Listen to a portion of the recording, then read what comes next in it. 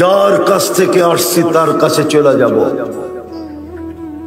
কিন্তু একটা প্রশ্ন বলতে পারেন, কথা বলার ভঙ্গিও বলতে পারেন, বলেন আমাদের প্রস্তুতি কতটুকু?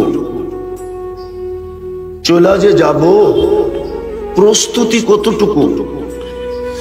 বিশেষ করে যুবকদেরকে বলতেছি, বলো যুবক প্রস্তুতি কতটুকু? পুরুষদেরকে বলতেছি প্রস্তুতি কতটুকু? মা বোনদেরকে জিজ্ঞাসা করতেছি প্রস্তুতি কতটুকু? কিন্তু এটাও তো সত্য, কে কখন যাবে কেউ জানে না। কে কখন যাবে কেউ জানে না। দুনিয়াটা উন্নত, টেকনোলজি সমৃদ্ধ, দুনিয়াটা এখন আঙ্গুলের মাথায়, টাচ করতে দেরি, সারা দুনিয়া সামনে আসতে দেরি করে না। কিন্তু তারপরও তো কোনো মেশিন তৈরি হলো না কে কখন যাবে, জানার কোনো উপায় আছে কিনা। এরকম কোনো মেশিন তো আজ পর্যন্ত বিজ্ঞান পায় নাই খোঁজা। যে কোনো মুহূর্তে চলে যেতে হবে, ভালো মতে বুঝি, কিন্তু যেই কোনো মুহূর্তে চলে যেতে হবে, বেশি দিন থাকা যাবে না। কিন্তু আমার প্রশ্ন বা কথার ভঙ্গি হলো আমাদের প্রস্তুতি কতটুকু? কতটুকু আমি প্রস্তুতি নিলাম? সত্য তো এটাই, সত্য তো এটাই। বংশ হইলেই, বংশ যদি মানুষের পরিচিতি হইতো আল্লাহর কাছে, তাহলে আমি মনে করতাম যে কুরাইশের সমস্ত কুরাইশি জান্নাতি হইতো। কুরাইশের চেয়ে উত্তম বংশ তো আল্লাহ বানান নাই। এটা আমি বলতেছি না, জিবরিল আলাইহিস সালাম বলতেছেন, কল্লাবতুল কাবাইলা কুল্লা মা ওয়াজাদতু আশরাফা মিন কুরাইশ। সমস্ত গোত্রকে ছাইনা দেখলাম, কুরাইশের চেয়ে উত্তম কোন বংশ নাই। যদি সোসাইটির হইলেই হইতো, তাহলে মক্কার চেয়ে উত্তম কোন জমিন দুনিয়াতে নাই। আমি বলতেছি না, জিবরিল আলাইহিস সালাম বলতেছে, কল্লাবতুল কাবাইলা কুল্লা কল্লাবতুল আরদা কুল্লা মা ওয়াজাদতু আতিয়াবা মিন মক্কা। দুনিয়ার জমিন কেন, সমগ্র জগতের জমিন ছাইনা দেখছি, মক্কার চেয়ে উত্তম কোন জমিন নাই। মক্কার চেয়ে উত্তম কোন সোসাইটি নাই। মক্কার সোসাইটি সবচেয়ে উত্তম সোসাইটি। নাইলে আল্লাহ নিজের ঘরটা এখানে রাখবেন কেন? দ্বিতীয় দ্বিতীয় তৃতীয় তৃতীয় তৃতীয় তৃতীয় তৃতীয় তৃতীয় সম্পর্ক যদি হইতো, তাহলে তো কোরআন অনেক সম্পর্কের কথাই আমাদেরকে বুঝান। একদিকে বাপ বেটার সম্পর্ক বুঝান, আরেকদিকে বেটা বাপের সম্পর্ক বুঝান। যদি সম্পর্ক হইতো, তাইলে ইব্রাহিম আলাইহিস সালামের আব্বার জাহান্নামে যাওয়ার কোনো সুযোগ ছিল না।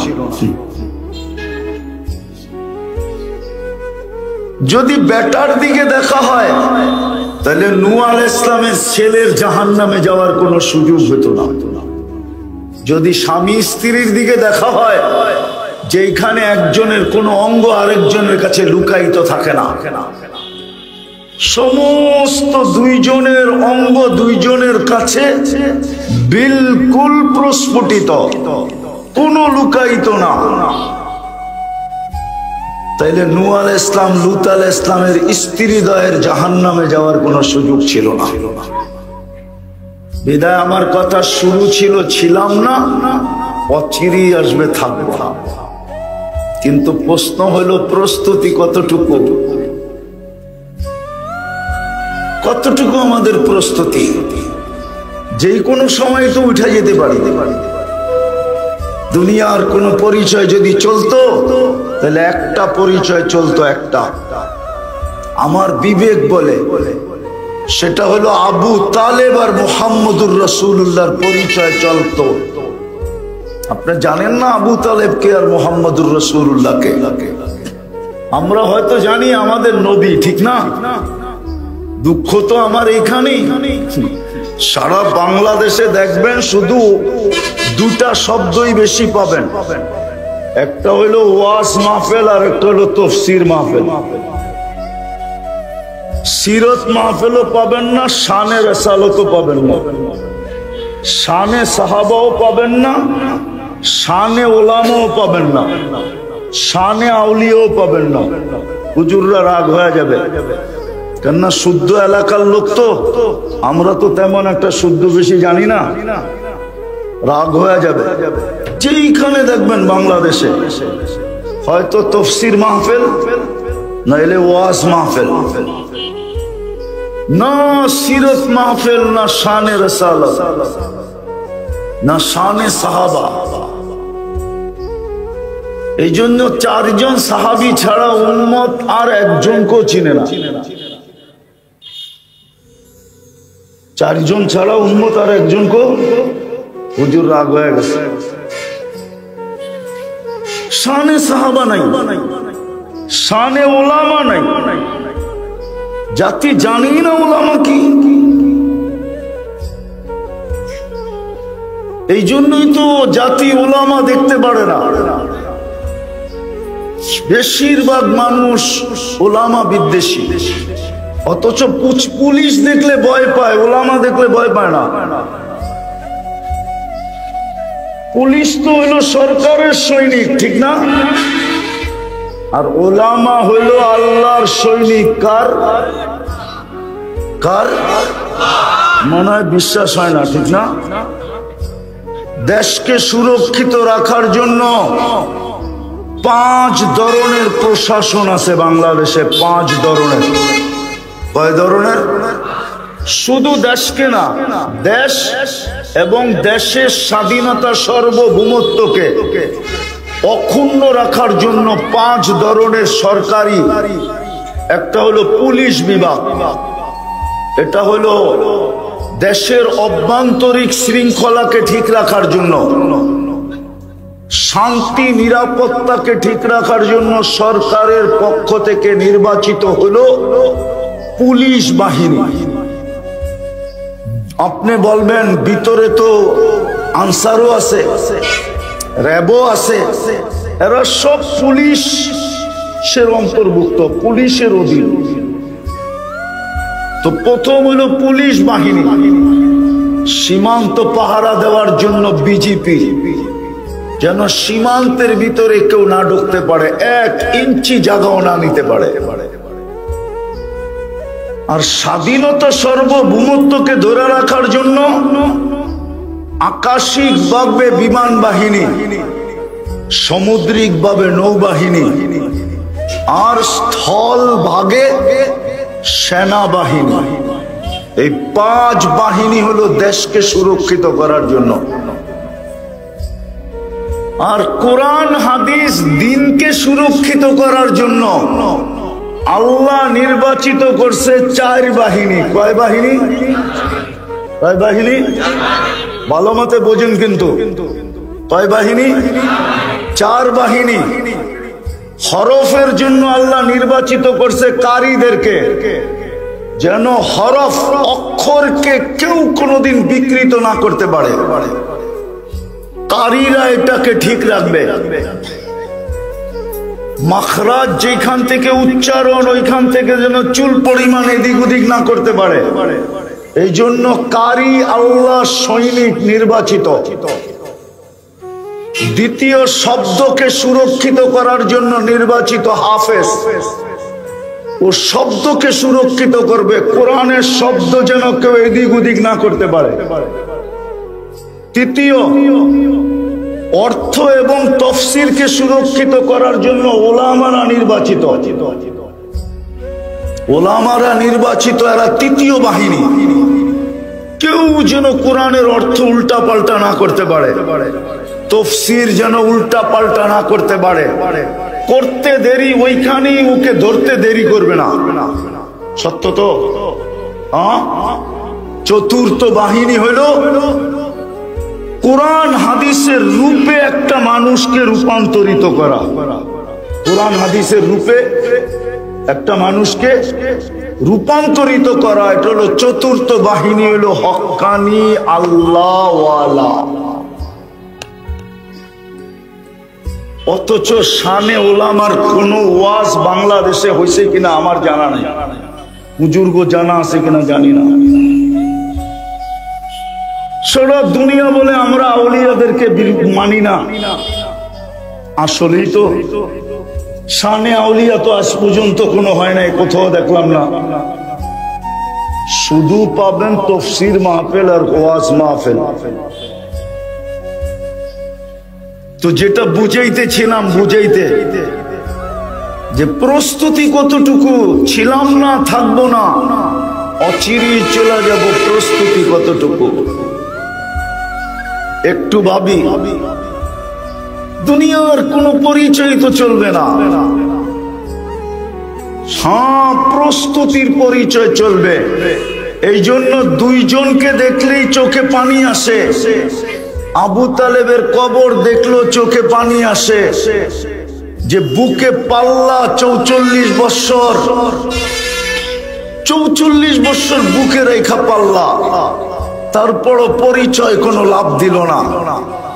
আর বেলালের বাড়ি দেখলো কান্না আসে, যে বেলাল তোমার বাড়ি কোথায়, তুমি কিরকম, তোমার দেশ কোথায়, বাসা কি, আর বর্তমানে তুমি কোথায়। বেলাল যেখানে ওইখানে কেউ নাই।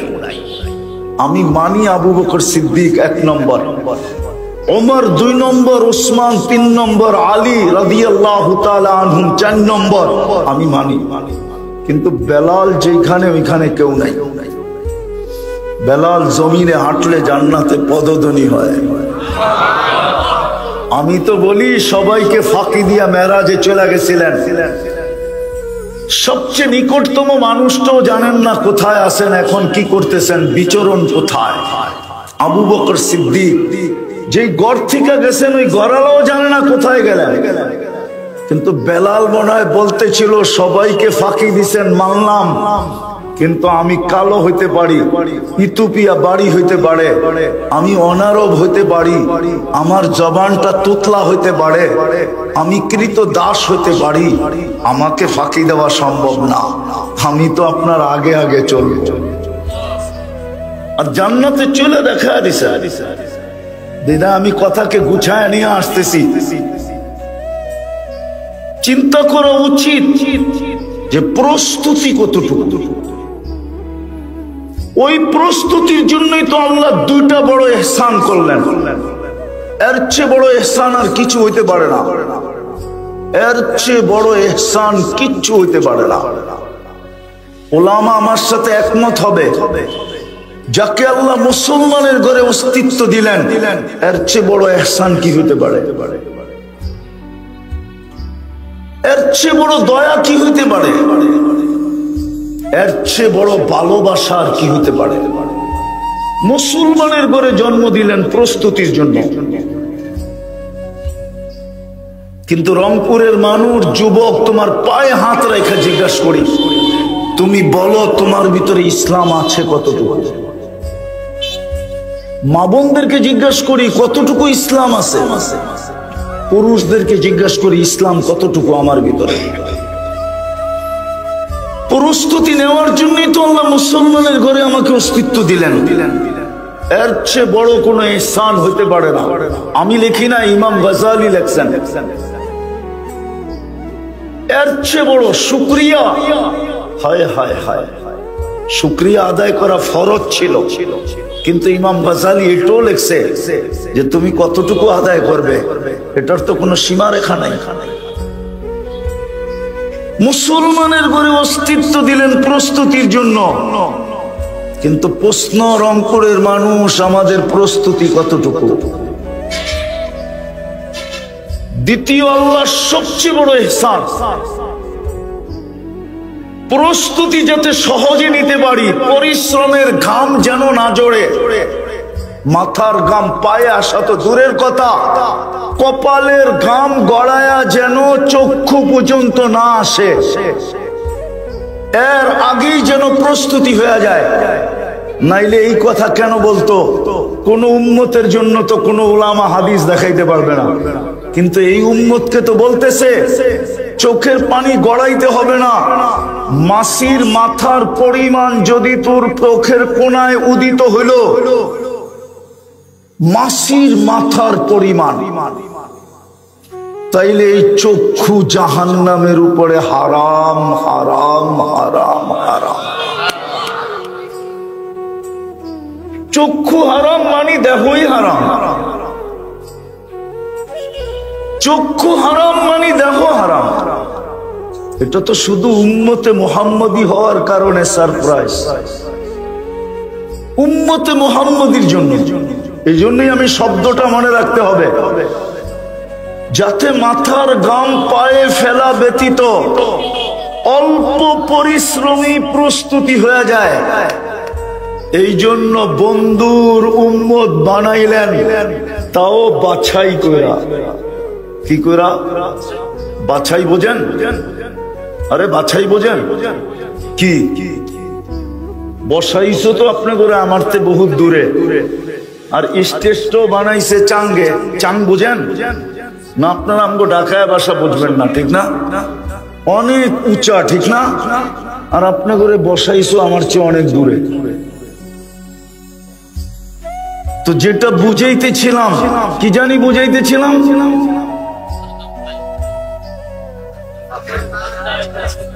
কি জানি একটা প্রশ্ন করতেছিলাম, কি বাছাই বোঝেন কি?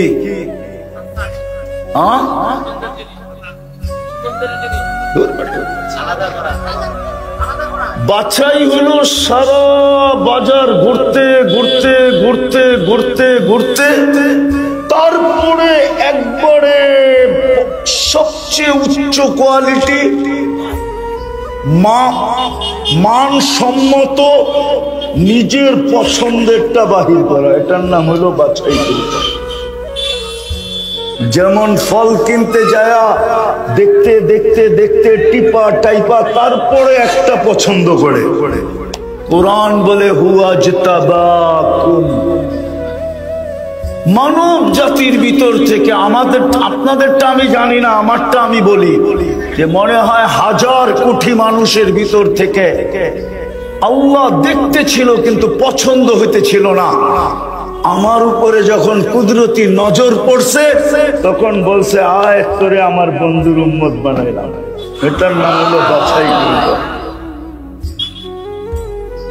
বাছাই করে বানাইলেন হুয়াজতাবাকুম। হায় হায়, আমি আবার হারায়া যাব, সময়ও নাই আমার কাছে। ওই দিকে গেলে হারায়া যাব। উম্মত তো জানে না নিজের দাম কত, কার উম্মত এটাও জানে না। যদি যুবক জানতো তাহলে ওর চুলের কাটিং এরকম হতো না, ও 50 টাকার চুল 400 টাকা দিয়ে কাটতো না। মা বোন যদি জানতো তাহলে কোনোদিন বেপরদা চলতো না। শিক্ষিত লোকগুলা যদি বসতো তাহলে কোনোদিন মন মতো চলতো না। পুরুষরা যদি বসতো তাহলে নিজের পছন্দ মতো জীবন কাটাইতো না। আজকে আমরা বুঝি নে কার উম্মত, আমাদের দাম কি, দাম বুঝি না, কাম করতে কে বুঝবো। এই জন্যই তো বলি যুগ বিয়োগে মিলে না উম্মতে মুহাম্মদী, আর এরা হবে নির্যাতিত। তাহলে কোরআন উল্টায়া গেল না? উম্মতে মুহাম্মদী হবে নির্যাতিত,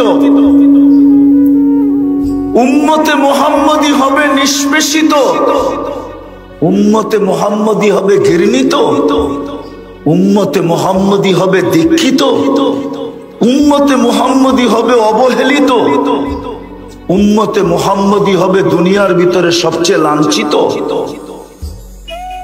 তাহলে তো কোরআনই উল্টে যাবে। কোরআন তো এটা বলে না, কোরআন তো বলে আনতুমুল আলাউনা, তোমরাই সবার উপরে থাকবে। ওই মাইক ঠিক করো, আওয়াজ বেশি দিতে হবে না। কোরআন তো বলে আনতুমুল আলাউনা, তোমরাই সবার উপরে থাকবে। কোরআন তো বলে, কোরআন তো বলে, কোরআন তো বলে উলাইকা লাহুমুল আমান, আমি নিরাপত্তার চাদর দিয়ে তোমাদেরকে ঢেকে রাখবো।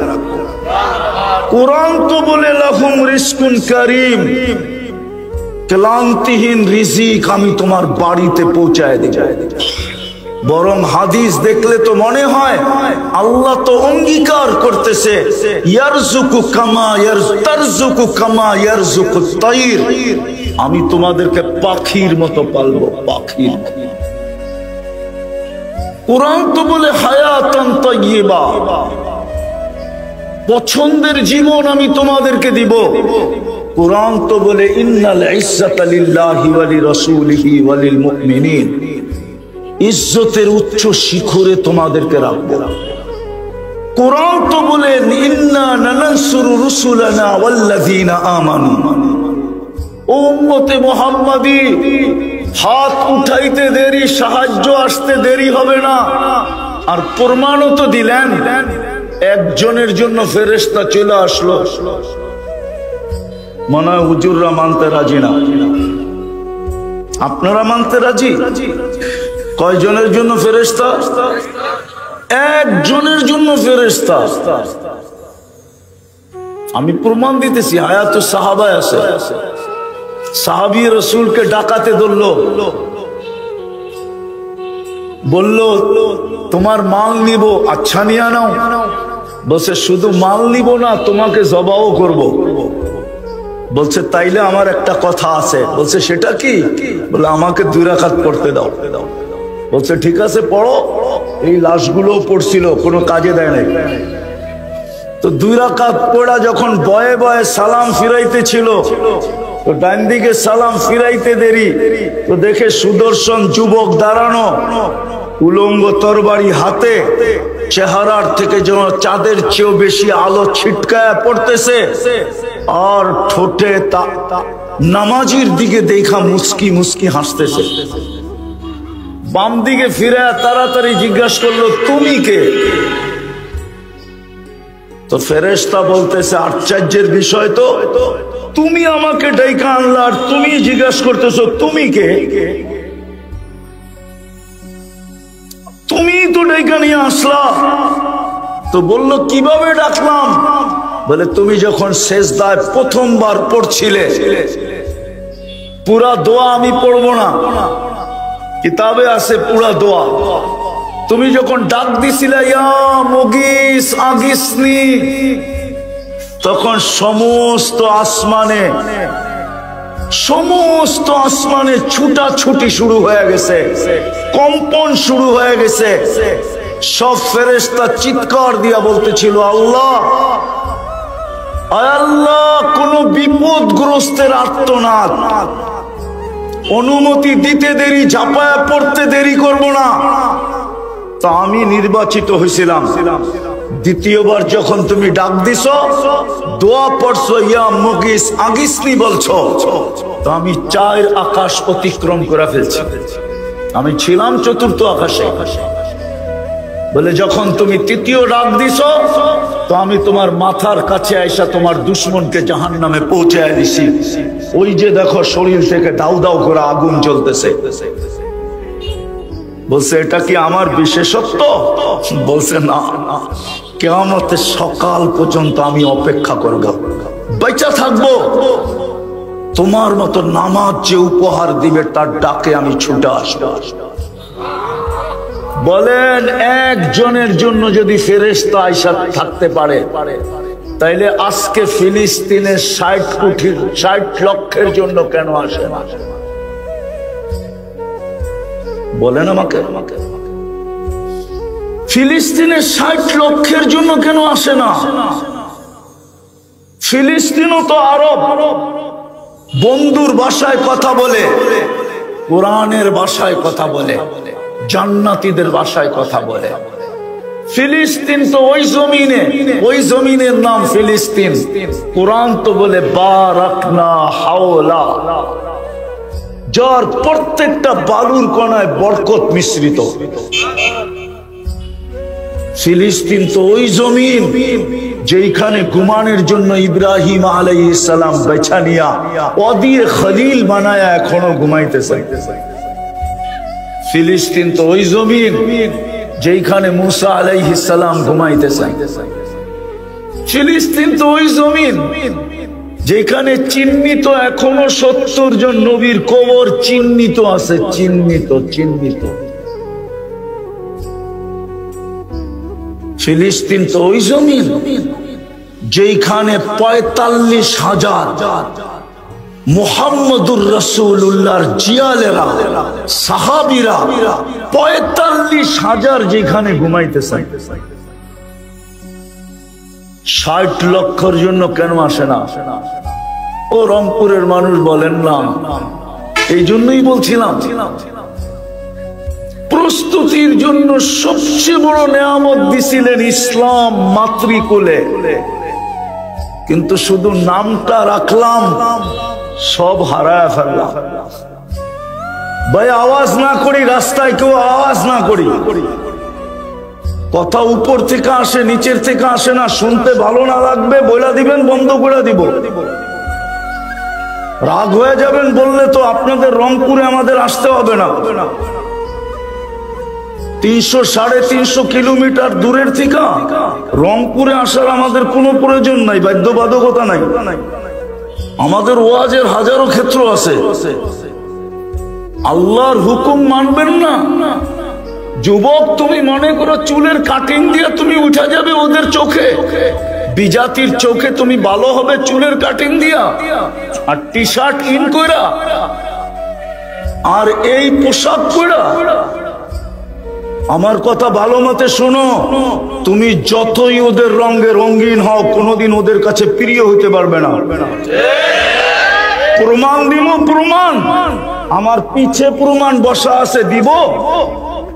আমেরিকান পাসপোর্ট দাঁড়ি, যাও জিজ্ঞাসা করো তোমাদের সে আপডেট হয়ে যখন আমেরিকায় ঢোকে, যখন স্ক্রিনে পাঞ্চ করে পাসপোর্টটা আমেরিকান পাসপোর্ট যখন পাঞ্চ করে তোমাদের চেনে আমেরিকানদের থেকে আপডেট হয়ে ঢোকে মহিলা, আধা ঘন্টা ওর দিকে শুধু চাইতে থাকে, ওর রূপ দেখে না,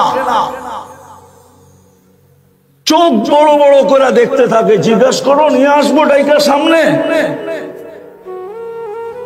আমাকে বুঝাইতে হবে না, আমি দুনিয়া চৈষা বেড়াই। 103টা দেশ দেখা শেষ, 103টা ইমিগ্রেশন দেখছি। তোমাদের উন্নত দুনিয়া শুধু নিউজিল্যান্ড বাকি আছে আমার, আর কোন উন্নত দুনিয়া বাকি নাই। আমার কথা শোনো, কাজে দিবে, নাহলে যৌবন আল্লাহ দিছে, তোমার বাবার কিনা না যৌবন। তোমার বাবা কোনখান থেকে যৌবন কিনাই না, তোমার ভিতরে ফিট করে নাই। যৌবন তো আল্লাহ দিছে। তৃতীয় লিঙ্গ বানাইলে কি করতা তুমি বলো? কি করতা তৃতীয় লিঙ্গ বানাইলে? কথা বোঝো, আর কোনোদিন নাও আসতে পারি। আসলাম তো একটু হক আদায় করে যেতে চাই, যে কিয়ামতের দিন যেন বলতে পারি যে আল্লাহ বুঝাইতে চেষ্টা করছি, বোঝে নাই। করার কি? এই জন্যই বলতেছিলাম মুসলমানের ঘরে সবচেয়ে বড় নেয়ামত দিছিলেন, শুধু আজকে নামটা রেখা দিছি, নামটা। আমি চিনি যুবকরা রাগ হয়ে যায় না, আমি জানি 50-50 লাখ টাকা দিয়া ঘুরতেছে, 30-30 লাখ টাকা দিয়া ঘুরতেছে শুধু ইউরোপ যাওয়ার জন্য। কে তুমি তো 14 তারিখ ওর চেয়ে বেশি উদযাপন করো। আমেরিকায় তো এত বেশি 14 তারিখ উদযাপিত হয় না। নিয়ে আসো আমার সামনে, আমি জিজ্ঞাসা করি বয়স্ক হলে কি হবে? চোখে তো পট্টি লাগায় নিউ ইয়র্কে ঘুরে না। 14 তারিখের দিন নিউ ইয়র্কে তোমাদের মতো ফুল দেয় নাকি? শুধু ফুল দাও তোমরা? ফুল দেয়, হোটেলে খাওয়ায়, পার্সেল দেয়। ডাক্তার যদি বলতো যে কলিজা বুনা করে দিলে কোনো মরবে না, তাহলে কলিজা বাইর করে বুনা করে দিয়া তারপরে বলতো একবার হইলো আমাকে লেখা দে I.U। মনে হয় বোঝে নাই, ফিডার খায় তো, করতে বুঝবো। আমেরিকার 14 তারিখ কি এরকম নাকি? দেখা হইলো, গালে গাল লাগলো আর বইলা দিল ইউ আর মাই হানি, তুই আমার মধু, কাহিনী শেষ। হোটেলে খাওয়াবে, আবার ফুল দিবে, আবার পার্সেল দিবে। ওইখানে তো স্ত্রীর বিলই স্বামী দেয় না, প্রেমিকার বিল প্রেমিক কখন দিবে? স্ত্রীর বিলই তো স্বামী দেয় না হোটেলে বসা। যার যার কার্ড শেষে পাঞ্চ করে বলো, জিজ্ঞাসা করো না চলে গেল উঠে এখান থেকে চলে গেছে। সত্য এটা, নিয়ে আসো, কেউ থাকলে আমি প্রমাণ করে দিব। তো মুসলমান সবচেয়ে বড় নেয়ামত দিলেন, কিন্তু শুধু নামটা রাখলাম। ইসলাম আমার জীবনে নাই। কালকেই চেহারাটা কিভাবে দেখাবো? বলবেন চেহারা দেখাইতে হবে কেন? এটারও যুক্তি দিতেছি। 24 ঘন্টা নুন কার খায়? 24 ঘন্টা সার্ভিস কে দেয়? পয়সা নাই। শুধু অক্সিজেনের দাম যদি পানির দামে ধরতেন, পানির দামে 30 টাকা লিটার ধরতেন, রংপুরও 1 লিটার পানি 30 টাকা মনে হয়। 30 টাকা যদি ধরতেন তাহলে ডেলি 16,500 টাকা বিল দিতে হইতো। রংপুরে হইতো আবার বিল্ডিং, আরে ঝুপড়ি হইতো কিনা সন্দেহ ছিল। যদি ডেলি 16,500 টাকা বিল দিতে হইতো ডেলি বাঁচার জন্য, মাসে 4,95,000 টাকা বিল দিতে হইতো। শুধু যদি অক্সিজেনের বিল নিতেন পানির দামে, পানির দামে। এই জন্যই প্রস্তুতি নিয়ে যেতে হবে। আর প্রস্তুতি নেওয়ার জন্যই সবচেয়ে বড় নেয়ামত দিছিলেন ইসলাম। কিন্তু শুধু নামটা রেখা দিছি। হাদিস যদিও 1400 বছর আগে আমাদেরকে সতর্ক করছিলেন যে একটা দিন আসতে পারে তোমাদের উপরে, লা ইয়াবকা মিনাল ইসলামি ইল্লা ইসমু, শুধু নামটা থেকে যাবে, ইসলাম তোমাদের ভিতরে থাকবে না। তখন পরিণতি কি হবে ওটাও জানায় দিলাম, একটু আগেই বললাম। একজনের জন্য ফেরেশতা আসতো, আজকে 60 লক্ষের জন্য আসে না। অথচ ফিলিস্তিনি আজকে 250 কোটি মুসলমানের জন্য আসে না। 250 কোটি মুসলমান ফিলিস্তিনের জন্য চোখের পানি ঝরাইতেছে, এক মত পোষণ করতেছে, সবার ভিতরে রক্তক্ষরণ হইতেছে। কিন্তু আজ 250 কোটি মানুষের জন্য, 250 কোটি মানুষের জন্য আসতেছে না। 250 কোটি মানুষ, 250 কোটি মানুষের চোখের পানি ঝরতেছে। বলো কোলামারা জড়াইতেছে কিনা? বলো তোলাবারা জড়াইতেছে কিনা? বলো প্রত্যেক মাদ্রাসায় কোরআন পড়া দোয়া হইতেছে কিনা? কিন্তু কোথায় ফেরেশতা? শুধু নাম আছে।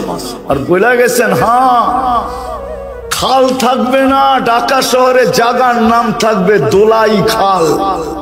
ঝিল থাকবে না ঢাকা শহরের নাম থাকবে মতি ঝিল। বাজার থাকবে না কিন্তু ঢাকা শহরের নাম থাকবে দান মন্ডি।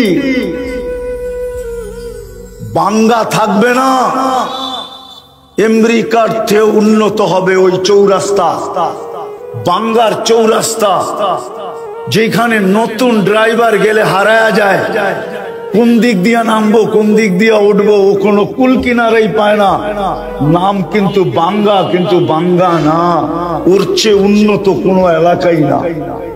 ঠিক না? আজকে আমাদের ইসলাম রয়ে গেছে, কালকেই চেহারাটা কি করে দেখাবো বলেন? সাহায্য যদি না আসে তাহলে কি করে বাঁচবো? একের পরে এক দেশ তো গ্রাস হইতেছে। আফগানিস্তান হইলো, ইরাক হইলো, লিবিয়া হইলো, এখন ফিলিস্তিন হইতেছে, 2 দিন পরে সিরিয়া তো হয়েই সারছে, তারপরে তো সিরিয়ালে হইতে থাকবে। তখন কি করবেন? তো ছিলাম না, থাকবো না, যার কাছ থেকে আসছি তার কাছে চলে যেতে হবে। কিন্তু প্রশ্ন হলো প্রস্তুতি কতটুকু। প্রস্তুতি নেওয়ার জন্যই মুসলমানের ঘরে জন্ম দিছিলেন। এত বড় নিয়ামত মাতৃকোলে দিয়া দিছেন, মাতৃকোলে। সহজে যেন প্রস্তুতি নিতে পারি, এই জন্য উম্মতে মুহাম্মদী বানাইছিলেন। আমি তো বলি, যুবক যদি নবীর আদর্শে চুল কাটতো তাইলে প্রত্যেক চুলের বদলায় সওয়াব পাইতো। নবীর আদর্শে চুল কাটলে 50 টাকা লাগতো, 350 টাকা দিয়ে যুবক পিজা খাইতে পারত। প্রত্যেক চুলের বদলায় সওয়াব পাইতো। কিয়ামতের দিন যখন নবীজির সাথে সাক্ষাৎ হইতো তো পানি পান করার পরে হাতও পাততে পারত। নবীজি বলতো যে পানি তো পান করা দিলাম, আবার হাত পাতলি কেন? বলে আপনার আদর্শে সারা জীবন চুল কাটলাম, কি দিবেন দেন না। মনে হয় বুঝাইতে পারি না। চুল কেটে তো নবীজির কাছে হাত পাততে পারতো। আপনি বলবেন একটা তো আদর্শ শুধু, হ্যাঁ এটাই তো ঘোষণা আছে, একটা সময় আসবে মান তামাসসাকা বিসুন্নতি, যে আমার একটা সুন্নতকে আঁকড়ায় ধরবে, একটা সুন্নতকে সঙ্গী বানাবে, ফালাহু আজরু মিয়াতি শাহীদ। ইমানের সাথে যদি একটা সুন্নতকেও আঁকড়ায় ধরে, পাঞ্জা দিয়া ধরে, নিজের জীবনের সঙ্গী বানায়, আল্লাহর রাসূল বলছে 100 শহীদের সওয়াব। কি বিশ্বাস হয় না? না হয় না? তো দ্বিতীয় নিয়ামত তো দিলেন, নজে যেন প্রস্তুতি হয়, এক রাত্রে যেন প্রস্তুতি হয়। এক রাত্র 83 বৎসর। কয় রাত্র?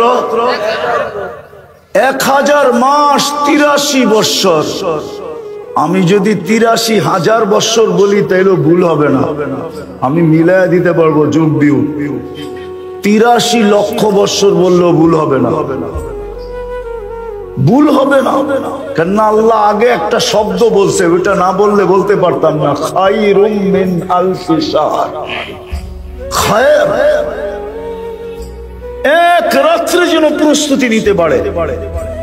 আসেন আপনাদের কাছে প্রশ্ন, ওই রসুলের আদর্শ কতটুকু? রসুলের ইজ্জত রাখলাম কতটুকু? দাড়ি কতটুকু? রসুলের রঙে রঙিন কতটুকু? ওই রসুলের রঙে রঙিন কতটুকু? অথচ একটা প্রশ্নের ভিত্তিতে তো আল্লাহ জবাব দিছিলেন কোরআনে, মান আতা আর রাসূল ফাকাদ আতা আল্লাহ। যে আমার রঙে রঙিন আমি আল্লাহ মাইনা নিব, সে যেন আমার রঙেও রঙিন। এক প্রশ্নের জবাব তো আল্লাহ কোরআনে দিয়া দিছিলেন যে আল্লাহ আপনাকে দেখি না, আপনার রঙে রঙিন হব তো হব কি কইরা? লা তারা কাল উয়ুন, আপনাকে চোখে দেখা যায় না। ওয়ালা তুখালিতুকা দুনুন, আপনাকে ধ্যান ধারণায় আনা যায় না। ওয়ালা ইয়াসিফুকাল ওয়াসিফুন, আপনাকে বর্ণনা দিয়ে শেষ করা যায় না। আপনি তো শুধু আল্লাহ না, আপনি তো রহমান, আপনি তো রহিম, আপনি তো মালিক, আপনি তো কুদ্দুস, আপনি তো সালাম, আপনি তো মুমিন, আপনি তো মুহাইমিন, আপনি তো আজিজ, আপনি তো জব্বার, আপনি তো মুতাকাব্বিরুল খালিকুল বারিউল মুসাব্বিরুল গফফারুল কাহ্হারুল ওয়াহ্হাবুর রাজ্জাকুল ফাত্তাহুল আলিমুল কাবিদুল বাসিতুল খাফিদুর রাফিউল মুইজ্জুল মুদিল্লুস সামিউল বাসিরুল হাকামুল আদলুল লতীফুল খাবীরুল হালিমুল আযীমুল গফুরুশ শাকুরুল আলিয়ুল কবীরুল হাফিজুল মুকিতুল হাসিবুল জলিলুল করিমুর রকিবুল মুজিবুল ওয়াসি আল হাকিমুল ওয়াদুদুল মজিদুল বাঈতুশ শাহীদুল হকুল ওয়াকিলুল কবিয়ুল মতিনুল ওয়ালিয়ুল হামিদুল মুসি আল মুবদি আল মুঈদ আল মুহয়ি আল মুমীত আল হাইয়্যু আল কাইয়্যুম আল ওয়াজিদ আল মাজিদ আল ওয়াহিদ আল আহাদ আস সামাদ আল কাদির আল মুক্তাদির আল মুকদ্দম আল মুআখ্খার আল আউয়াল ওয়াল আখির আল যাহির ওয়াল বাতিন আল ওয়ালি আল মুতাওয়ালি আল বাররু তাওয়াব আল মুনতাকিম আল আফু আর রাউফ মালিক আল মুলক যাল জালালি ওয়াল ইকরাম আল মুকসিত ওয়াল জামি ওয়াল গনি ওয়াল মুগনি আল মানি আদ দার আল নাফি আল নূর আল হাদি আল বদি ওয়াল বাকি আল ওয়ারিস ওয়াল রশিদ আস সাবুর জাল্লে জালালু। আপনি তো 99 পদের মালিক, আপনার রঙে রঙিন হব তো হব কি করে? আপনি তো 99 পদের মালিক। তখনই তো আল্লাহ জবাব দিছেন মান আতা আর রাসূল ফাকাদ আতা আল্লাহ। আমার বন্ধুর রঙে রঙিন হয়ে দেখা। বলেন ওই বন্ধুর রঙে রঙিন কতটুকু? মা বোনরা কতটুকু রঙিন, পুরুষ কতটুকু রঙিন, যুবক কতটুকু রঙিন, শিক্ষিত কতটুকু রঙিন, অশিক্ষিত কতটুকু রঙিন। আজকে আমাদের দুরবস্থা হবে না তো হবে না কেন? অথচ কোরআন তো অন্যটা বলে, হাদিস তো অন্যটা বলে, ইতিহাস তো অন্যটা বলে। একজনের জন্য ফেরেশতা 250 কোটি মুসলমানের জন্য ফেরেশতা নাই। আজকে দুরবস্থা হবে না তো হবে না কেন? শুধু ইসলামের নাম রেখা দিছে, নবীর শুধু উম্মত বইলা শুধু নাম শুনলে ও উম্মতে মুহাম্মাদি হাত উঠাইতে দেরি, সাহায্য আসতে দেরি হবে না। আর প্রমাণও তো দিলেন, একজনের জন্য ফেরেশতা চলে আসলো। মনে হয় হুজুররা মানতে রাজি না, আপনারা মানতে রাজি? কয়জনের জন্য ফেরেশতা? একজনের জন্য ফেরেশতা। আমি প্রমাণ দিতেছি, হায়াতুস সাহাবায় আছে। সাহাবী রাসূলকে ডাকাতে ধরলো, বলল তোমার মাল নিব, আচ্ছা নিয়ে নাও।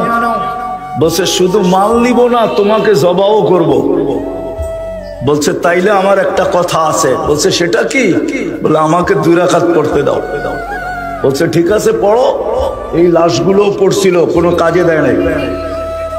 তো 2 রাকাত পড়া যখন বয়ে বয়ে সালাম ফিরাইতে ছিল, তো ডান দিকে সালাম ফিরাইতে দেরি, তো দেখে সুদর্শন যুবক দাঁড়ানো, উলঙ্গ তরবারি হাতে, চেহারার থেকে যেন চাঁদের চেয়েও বেশি আলো ছিটকায় পড়তেছে, আর ঠোঁটে নামাজির দিকে দেখা মুস্কি মুস্কি হাসতেছে। বাম দিকে ফিরে তাড়াতাড়ি জিজ্ঞাসা করলো তুমি কে? তো ফেরেশতা বলতেছে আশ্চর্যের বিষয় তো, তুমি আমাকে ডাইকা আনলা আর তুমি জিজ্ঞাসা করতেছো তুমি কে? তুমি তো ডাইকা নিয়ে আসলা। তো বলল কিভাবে ডাকলাম? বলে তুমি যখন সেজদায় প্রথমবার পড়ছিলে, পুরা দোয়া আমি পড়বো না, কিতাবে আছে পুরা দোয়া। তুমি যখন ডাক দিছিলে ইয়া মুগিস আগিসনি, তখন সমস্ত আসমানে ছুটাছুটি শুরু হয়ে গেছে, কম্পন শুরু হয়ে গেছে। সব ফেরেশতা চিৎকার দিয়া বলতেছিল আল্লাহ আল্লাহ, কোন বিপদগ্রস্তের আর্তনাদ, অনুমতি দিতে দেরি, ঝাঁপায়া পড়তে দেরি করব না। তা আমি নির্বাচিত হয়েছিলাম। দ্বিতীয়বার যখন তুমি ডাক দিছো, দোয়া পড়ছো ইয়া মুগিস আগিসনি বলছো, তো আমি 4 আকাশ অতিক্রম করে ফেলছি। আমি ছিলাম 4th আকাশে। বলে যখন তুমি 3য় ডাক দিছো, তো আমি তোমার মাথার কাছে আইসা তোমার দুশমনকে জাহান্নামে পৌঁছায় দিছি। ওই যে দেখো শরীর থেকে দাউ দাউ করে আগুন জ্বলতেছে। বলছে এটা কি আমার বিশেষত্ব? বলছে না, কিয়ামতের সকাল পর্যন্ত আমি অপেক্ষা করব, বেঁচে থাকবো, তোমার মতো নামাজ যে উপহার দিবে তার ডাকে আমি ছুটে আসবো। কোরআন এটাই বুঝাইতে চায় যে একদিন ছিলাম না, এটা চিরসত্য, আবার একদিন থাকবো না, এটাও চিরসত্য। অস্তিত্ব যিনি দিছেন, আবার ওনার কাছে চলে যেতে হবে। এই জন্যই আল্লাহ আমাদেরকে বুঝাইতে চান। আর বুঝানোর প্রয়োজন কেন, এটাও বুঝাবো যে বুঝানোর প্রয়োজন কেন হলো। বাধ্য করলেই তো পারতেন। সমগ্র সৃষ্টি তো আল্লাহর হুকুমে বাধ্য, আমাদেরকে কেন করলেন না? আমাদেরকে যদি আল্লাহ বাধ্য করতেন, তাইলে আমাদের শ্রেষ্ঠত্ব থাকতো না। এই জন্যই তো মানুষের শ্রেষ্ঠত্ব। শ্রেষ্ঠত্বের কারণগুলোর ভিতরে এটাও একটা কারণ যে মানুষকে আল্লাহ বুঝান, বাধ্য করেন না। আল্লাহ প্রমাণ দিছে তোমাদেরকে বাধ্য করতে পারতাম। এই জন্য এক জায়গায় আল্লাহ দৃষ্টি আকর্ষণ করছেন, উনজুর ইলাস সামাই ওয়া ইরতিফাইহা, মাঝে মাঝে আকাশটাকে দেখো আর উচ্চতাটা দেখো, উচ্চতা। তারাউনাহু বিগাইরি আমাদ, কোথাও খুঁটি খুঁজে পাবে না। আমি যদি এটাকে খুঁটিবিহীন বাধ্য করতে পারি, আবার একটাও না কিন্তু সাবা সামাওয়াতিন তিবাকা, একের উপরে একটা এরকম 60টা, এটাকে যদি বাধ্য করতে পারি তাহলে তোমাকে বাধ্য করা কোনো ব্যাপার ছিল না। কি বলে, কোনো ব্যাপার ছিল? কোনো ব্যাপার ছিল না। আল্লাহ বলে বিশাল আকাশ দিয়া যদি তোর ব্রেনের পর্দা না খোলে, তাহলে আল্লাহ আরেকটা দেখাইতেছেন, উনজুর ইলা শামসি ওয়া শুআইহা, সূর্য দেখ আর কিরণ দেখ। এটাকে যদি বাধ্য করতে পারি তাইলে তোকে বাধ্য করা কোনো ব্যাপার না। তারপরে বলেন, এটাও যদি তোর মাথার খুপরির ভিতরে না ঢোকে, বিবেকের পর্দা না খোলে, তো উনজুর ইলাল বিহারি ওয়া আমওয়াজিহা, সমুদ্র দেখ আর তরঙ্গমালা দেখ। যমুনা তো বাঁধতে বাঁধতে উত্তরবঙ্গকে 12টা বাজায় দিল, ঠিক না? বঙ্গোপসাগর ভাঙে না কেন? যুক্তি দিয়া বুঝান। যমুনায় তো বাঁধতে বাঁধতে উত্তরবঙ্গের 12টা বাজায় দিল, ঠিক না? আরে মনে হয় বোঝেন না, ঠিক না? মেঘনা বাঁধতে বাঁধতে তো 12টা বাজায় দিল। পদ্মা বাঁধতে বাঁধতে তো কত থানা বিলীন করে দিল। বঙ্গোপসাগর ভাঙে না কেন? আল্লাহ বলে উনজুর ইলাল জিবালি ওয়া আমওয়াজিহা, নদীর থেকে তো সমুদ্রের তরঙ্গ আরো বড় বড়,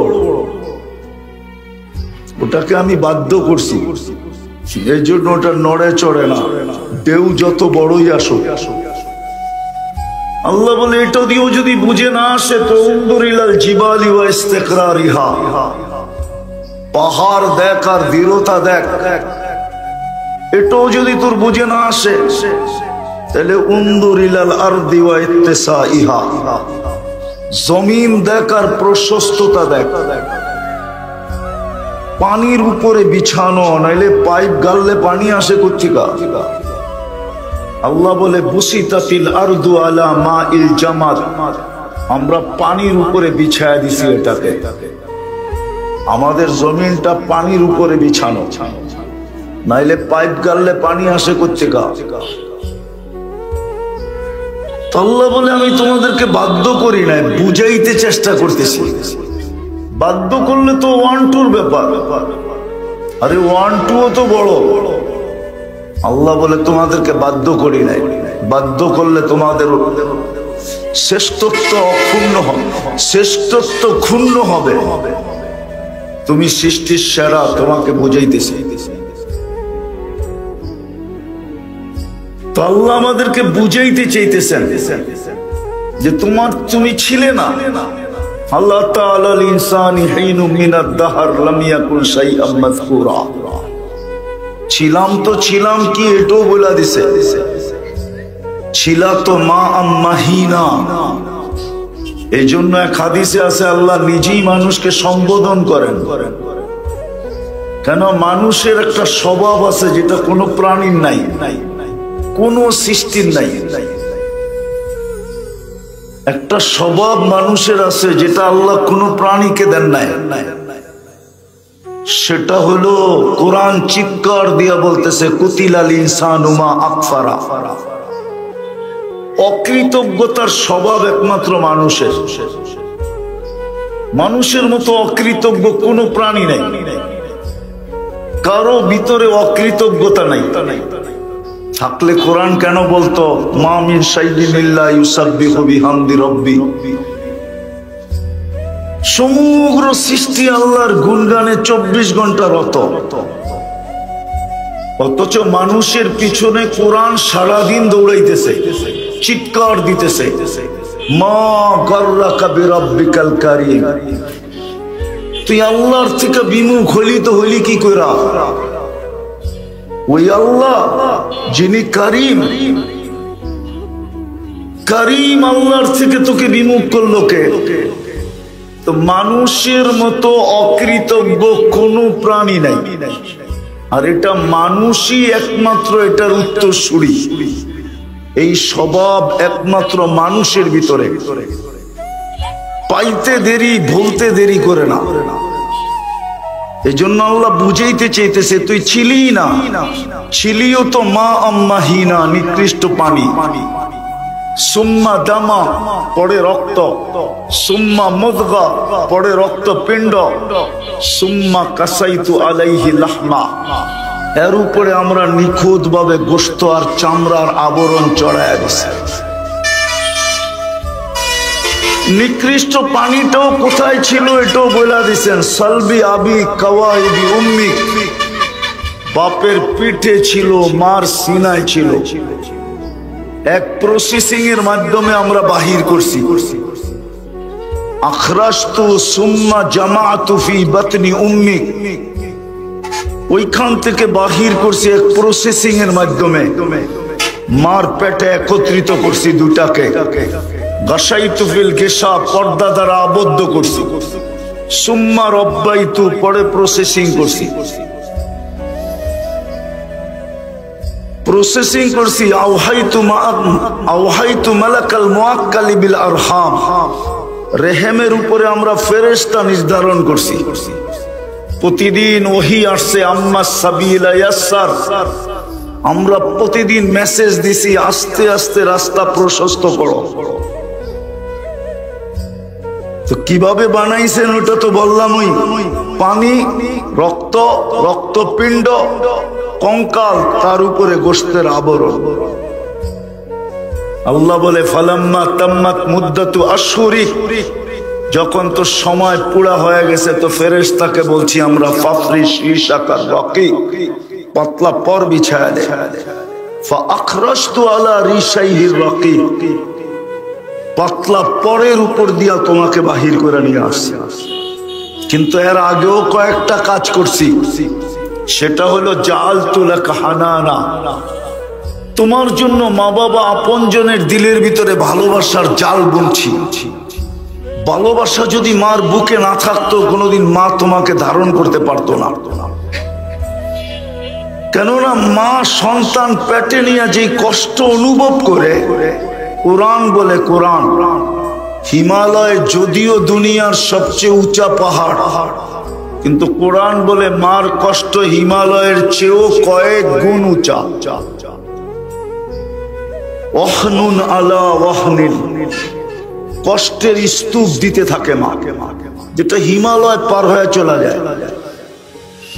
ইমাম গাজালি রহমতুল্লাহ আলাইহি লেখেন, লাউ উলকিয়া আলাল জিবাল লাল শাক্কাল জিবাল, মার কষ্টগুলা যদি যান্ত্রিক রূপ দেওয়া যেত আর যদি কোনো কঠিন পাথরের পাহাড়ে নিক্ষেপ করা হইতো তো লান শাক্কাল জিবাল, পাহাড় টুকরা টুকরা হয়ে যেত। কিন্তু মা কষ্টকে সহ্য করে কি করে? আল্লাহ বলে জাআলতু লাকা হানানা, তোর জন্য আমরা ভালোবাসার ঢেউ খেলাইয়া দিছি। 24 ঘন্টা ভালোবাসার ঢেউ ভিতরে খেলতে থাকতো।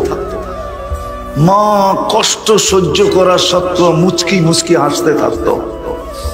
কেউ যদি জিজ্ঞাসা করতো এত কষ্ট তারপরও হাসি, তো হাসি দেখছো কি? কলিজার টুকরার চেহারা দেখতে দেরি, একদিকে কষ্ট ভুলতে দেরি করব না, আরেকদিকে হাসির মুক্তা ছড়াইতে দেরি হবে না। আর যেদিন মা বইলা ডাক দিবে ওদিন তো কোনো অন্তই থাকবে না। আল্লাহ বলে এইখানেই শেষ না, জাআলতু লাকা আম্বাতু লাকা ইরকাইনি রাকিকাইনি ফি সাদরি উম্মি, তোর মার সিনায় আমি দুটা পাতলা রগ জারি করছি, ঝর্ণা প্রবাহিত করছি, লাবানান খালিসা, পিওর দুধের ঝর্ণা, যার বিকল্প কিয়ামতের সকাল পর্যন্ত আসবে না। হ্যাঁ, পাওয়া যায় উন্নত দেশে বাচ্চাদের বড় নামি দামি দুধ, প্যাকেট জাত, কিন্তু গায়ে লেখা আছে মার দুধের কোনো বিকল্প নাই।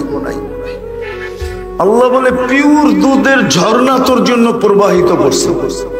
হাররান ফিস শীতা, শীতের ছোঁয়া লাগতে দেরি, আমরা ছুটা এসা গরম করতে দেরি করি নাই। বারিদান ফিস সাইফ, গরমের ছোঁয়া লাগতে দেরি, আমরা ছুটা এসা ঠান্ডা করতে দেরি করি নাই। এইভাবে আমরা তোকে পালছি। যদিও তুমি আসছিলে নিশ্চয়, কুনতা মিসকিনা, বড় নিশ্চয় ছিলে তুমি। ফালা লাকা সিন্নুন তাক্তা, মার পেটের থেকে যখন আসছিলে তো তোমার দাঁত ছিল না, কোত্থেকে কাটবে? ওয়ালা লাকা লিসানুন তানতিক, জিহ্বা ছিল কিন্তু বাকশক্তি ছিল না। ওয়ালা লাকা উযুনুন তাসমা, কান ছিল কিন্তু শ্রবণ শক্তির কার্যকারিতা ছিল না। ওয়ালা লাকা আইনুন তানজুর, চক্ষু ছিল কিন্তু দৃষ্টি শক্তির কার্যকারিতা ছিল না। ওয়ালা লাকা আকলুন তুমাইয়িজ, মগজ ছিল কিন্তু ভালো মন্দ কি জিনিস তুমি বুঝতে না। ওয়ালা লাকা কলবুন তাতাফাক্কার, দিল ছিল কিন্তু চিন্তা কি জিনিস তুমি জানতে না। ওয়ালা লাকা ইয়াদুন তাবতিশ, হাত ছিল কিন্তু ধরার ক্ষমতা ছিল না। ওয়ালা লাকা রিজলুন তামশি, পাও ছিল কিন্তু চলার ক্ষমতা ছিল না। ফাকাত তাতাহাররাক, তুমি একটু নড়াচড়া করতে পারতে, শুধু হাত পাও নাড়াইতে চাড়াইতে। কুনতা সগীরা, বড় ছোট ছিলে। কুনতা যায়ীফা, বড় দুর্বল ছিলে। কুনতা জাহিলা, তোমার মতো অজ্ঞ তো কেউ ছিলই না। এই ছিল তোমার চিত্র। আমরাই কিন্তু তোমাকে সাজাইছি। সাজাইতে সাজাইতে সাজাইতে এক পর্বে নিয়ে আসছি। যুবককে যৌবনের পর্বে নিয়ে আসছি, নারীকে নারীত্বের পর্বে নিয়ে আসছি, পুরুষকে পুরুষত্বের পর্বে নিয়ে আসছি, অশিক্ষিতকে শিক্ষার পর্বে নিয়ে আসছি, দুর্বলকে সুঠামত্বের পর্বে নিয়ে আসছি, নিশ্চয়কে স্বয়ং সম্পূর্ণতার পর্বে নিয়ে আসছি। হ্যাঁ হ্যাঁ, হাদিসে আছে, আমি তর্জমা করতেছি। এই পর্বে তোমাকে নিয়ে আসছি। উচিত তো ছিল 24 ঘন্টা আমার কুদরতি পায়ে পড়ে থাকা, কিন্তু বললাম না তোমার স্বভাব হইল কুতিলাল ইনসানু মা আকফারা। তুমি অকৃতজ্ঞ হইতে দেরি করো না। অকৃতজ্ঞ হইতে দেরি করো না। এই জন্যই তো এক হাদিসে আছে, মান আরাদা আন্নি নাদাইতুহু মিন কারিব। আল্লাহ বলে যে পাওয়ার পরে আমার কাছ থেকে বিমুখ হয়ে যায়, দূরে সরে যায়, আমাকে ভুলা যায়, আমি কাছের থেকে যায় ডাকি। আর কি বলি জানো? হাল ওয়াজাদতা আজওয়াদা মিন্নি, আমার চেয়ে বড় দাতার সন্ধান কি তোকে কেউ দিছে বা তোর কাছে আছে যে তুই আমার থেকে মুখ ফিরাইলি আর অন্যদিকে চলতে শুরু করলি? হাল ওয়াজাদতা আকবারা মিন্নি, আমার চেয়ে বড় কেউ? ফাইলাইন, কই চললি? তারপরে আল্লাহ বলে আমা তাই তো কাইনানে তানদুরু বিহা, দুটো একটু কি তোর লজ্জা লাগে না? দুটো চক্ষু কি আমি তোকে দেই নাই যেটা দিয়ে তুই দেখিস? আমা তাই তো কাউদুনানে তাসমাউ বিহা, দুটো কান কি আমি দেই নাই যেটা দিয়ে তুই শুনিস? আমা তাই তো লিসানান তানতিকু বি, বাকশক্তি কি আমি দেই নাই যেটা দিয়ে তুই বলিস? আমা তাই তো আকলান তুমাইয়িজু বি, মগজ কি আমি দেই নাই যেটা দিয়ে তুমি ভালো মন্দ বোঝো? আমা আতাইতুকা কলবান তাতাফাক্কারু বি, দুটা দিল কি আমি দেই নাই যেটা দিয়ে তুমি চিন্তা করো? আমা আতাইতুকা ইয়াদানে তাবতিশু বিহা, আমি দুটা হাত কি দেই নাই যেটা দিয়ে তুমি কর্ম করো? আমা আতাইতুকা রিজলানে তামশি বিহা, দুটা পাও কি দেই নাই যেটা দিয়ে চলো? আমা কুনতা সাগীরা ফাকাব্বারতা, তুই তো ছোট ছিলি, বড় তো আমিই করলাম। কুনতা দাঈফা ফাকাওয়াইতুক, তুই তো দুর্বল ছিলি, সুঠামত্ব তো আমি দিলাম। কুনতা জাহিলা ফাআল্লামতুক, অজ্ঞ ছিলি, শিক্ষা তো আমি দিলাম। কুনতা মিসকিনা ফাআগনাইতুক, তুই তো নিশ্চয় ছিলি স্বয়ং সম্পূর্ণ, তো আমি করলাম। ফাইলাইন কই চললি? এই জন্যই আমার কথা শুরুটা ছিল ছিলাম না, একটা দিন আসবে আবার থাকবো না। ছিলাম না, একটা দিন আসবে আবার থাকবো না। অস্তিত্ব যিনি দিছেন তার কাছেই চলে যেতে হবে, বাগার কোনো সুযোগ নাই। যদি থাকতো তাহলে কোরআন এই কথা বলতো না, ফানফিরু, ভাগো, ওয়ালা তানফিরু, আবার এই কথাও বলতো না, ভাগতে ভাগতে কতটুকু ভাগবি, কোথায় ভাগবি। এই জন্য কোরআন আরেকভাবে বুঝেছে, আইনাল মাফার, কোথায় বাইগা যাবি? ইল্লা বিসুলতান, আমার রাজত্বের বাহিরে। তো আমি কথাকে গুছায় নিয়ে আসতেছি, লম্বা করার সুযোগ আমার হাতে নাই। আর আমার পরেও বক্তা আছে, উনি আপনাদেরকে মন গোড়া শোনাবে। এই জন্য আমি 10টার ভিতরেই গুছায় নিয়ে আসতেছি, বড় মনোযোগ দিতে হবে। আমি যাব একটা জায়গায়, নিয়ে যাব আপনাদেরকে।